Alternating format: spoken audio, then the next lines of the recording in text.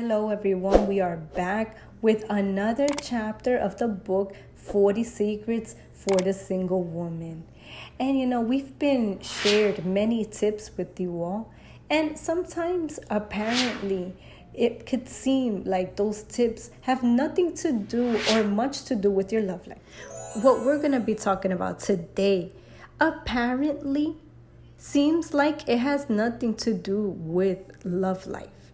But as I go explaining to you all, you're going to understand how important that is, because we're not here giving you tips who is single. They're not seduction tips. They're spiritual tips, because we are speaking to women who are looking for a relationship that is going to become a relationship that is going to last for the time that you live. I sacrifice for that type of relationship that I have today, and that makes me very satisfied. It brings me peace, it brings me security, and I'm sure that that's what you also are looking for in a relationship, in between so many other things. Have you paid attention in what you have done and whom you've been? And I'm going to give you an example. We talk to many girls with youths. We attend them, right? And there are types of people, types of girls that they give all of themselves in the church. It's that girl that when the pastor looks, he says, that one there, she's a jack of all trades. There's no bad time for her. She's always ready, willing to help in whatever we need. Imagine you where you work. You be that type of person, and your boss, of course, is going to be very happy with that. But what happens many times is that youth, she's a jack of all trades when she's in church. But when she gets home, everything changes. She gets home tired because she was the whole day at church doing things that jack of all trades at church. But when she gets home, she's tired. So then perhaps her family's there and she's going straight to her room because she wants to go to sleep. She wants to rest because probably the next day she has to work. She has things to do. She has to go to school, whatever it is. So at church, she gives all of her, but at home, she does not. And our testimony is going to talk a lot about who we are. For example, here I'm talking to people of God, people who should worry a lot in having a testimony. And the testimony that I'm talking about is not saying, oh, I was healed, or oh, I changed, or I was transformed. It's your testimony of life, of you as a person. So then the person who is truly of God, they zeal for the example they are, wherever they are. They could be in church, they could be at home, they could be at work, they could be having fun. The testimony she gives is very important. They're a jack of all trades, yes, great.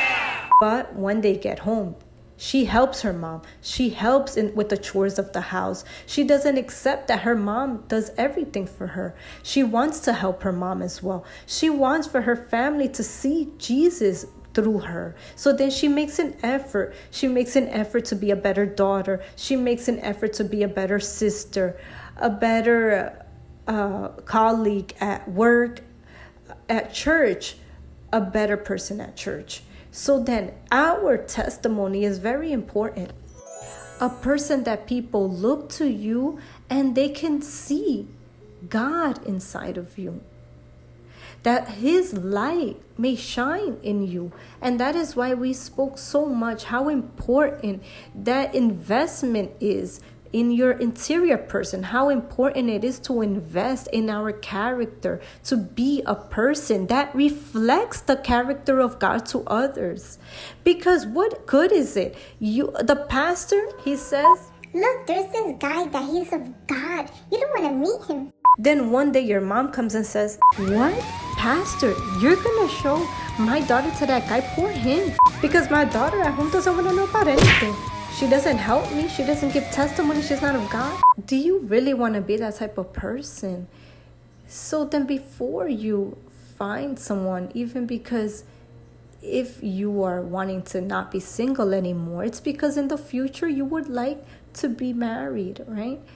And in a marriage, our testimony, our daily testimony inside of a marriage, it makes all the difference. I need to reflect my God to my husband, and vice versa. I need to see God in him, actions of a man of God, and he needs to see in me actions of a woman of God. So then that is very important. And if you still have not worked on that, it's time to perhaps you to start changing your actions. So you need to self-evaluate yourself. Perhaps you're there, crazy to get married, crazy to have a husband. But for what if when you have a husband, you're going to be a wife that doesn't take care of him? And especially how the essence of a woman, that God, he picked the woman to have kids because she already has that in her essence. The woman, she takes care. She is able to do many things at one time, different than the man. So then she already has that inside of her essence, just that you cover up your essence. You just want to be served. So it's probably because you still have not had an encounter with God, because when you know God and you have him inside of you, it's impossible for you to be that type of person. So then let's now understand what type of actions you can change so that you can be that woman. First thing, if you now have done everything, you're looking for your love life, but you still have not been baptized with the Holy Spirit. So then the first thing you need to do, stop everything. Don't think of anything else. Don't think of relationships, and focus on having the Holy Spirit. That is the first thing that you need to do. After that happens, of you having God inside of you, many of those things that we have spoke about are already going to be happening in your interior. So then it's a matter of you watching the videos that we've been doing now, for you to perceive, maybe I could have done this better, or in that I could have done better as well, right? So then now let's go to the homeworks in regards to what we just spoke about. And before we read the homeworks, I would like to suggest that you purchase your book in Arca Center and Souvenirs du Templo. Why? Because many times, like today, I didn't read one word.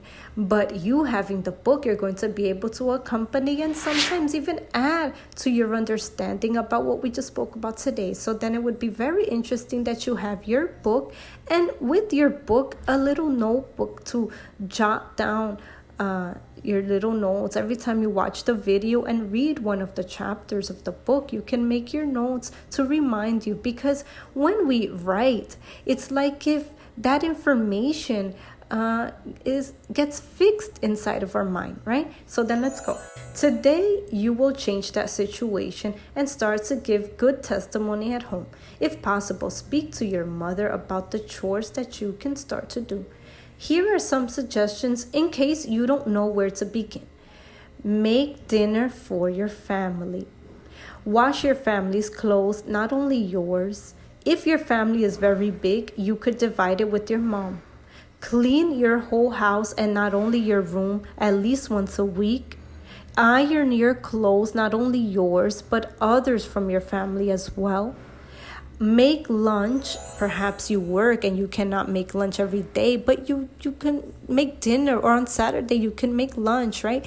Your mom, perhaps she's not even waiting that type of action of yours, but when you do it, then she's gonna be like, really happy, right? Clean your fridge once a week, just like your kitchen cabinets. Clean the windows. Make your bed each day after you wake up. Don't let your bed be a mess. The secret to an organized room is having your bed done. If you have your bed organized, then your room is already going to have a more organized look. But now, if you can have your room all organized but your bed a mess, then the room is going to look like it's a mess, right? So always maintain your room clean and organized. Maintain your closet organized. Those are just some examples. And please don't do anything with an ugly face or complaining. That's very important because it loses all value. After you start putting that into practice, then things will start to change. And you also are going to already have learned a little bit of life of a wife, right? A wife that's real, a wife that knows how to take care of her house, knows how to take care of her family, that has a great value. That, especially nowadays, many people think that that's ridiculous. Many women think that, oh, he has to take care of himself. No. You know, when you are a different woman, you have pleasure in taking care of that person. That person is also going to have a lot of pleasure in taking care of you. Okay? And that's what it is. We stay here and we'll come back next week with another secret. Bye-bye.